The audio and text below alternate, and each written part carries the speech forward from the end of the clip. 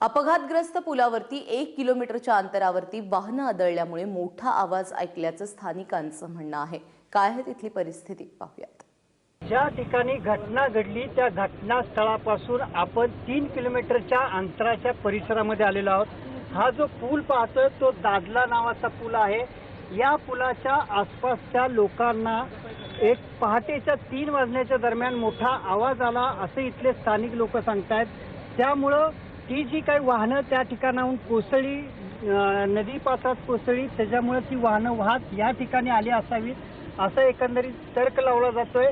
या तर्कातून सध्या महाबळेश्वर ट्रेकरचे जे कार्यकर्ते आहेत ते या ठिकाणी वायर रोप टाकून, अँगर टाकून या ठिकाणी कोणतं वाहन आहे का याचा शोध घेण्याचा प्रयत्न करतायत। मात्र हे जे पात्र आहे त्या पात्राची लांबी पाहता ती या ठिकाणी कोणतंही रेस्क्यू ऑपरेशन करताना खूप कठीण गोष्ट जाते।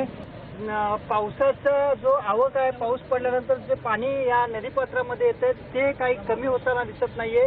महाबळेश्वरच्या पट्ट्यातून मोठ्या प्रमाणात या ठिकाणी पाऊस जो येतो त्याचा प्रवाह याच नदीपात्रामध्ये घुसताना पाहायला मिळतो। त्यामुळं हे जे विस्तीर्ण झालेलं पात्र आहे त्याच्यावरती कंट्रोल करणं हे तसं सहजासहजी सोपं नाही। त्यामुळे या पुढची जी कठीणाई आहे ती निसर्गावरतीच अवलंबून असणार आहे।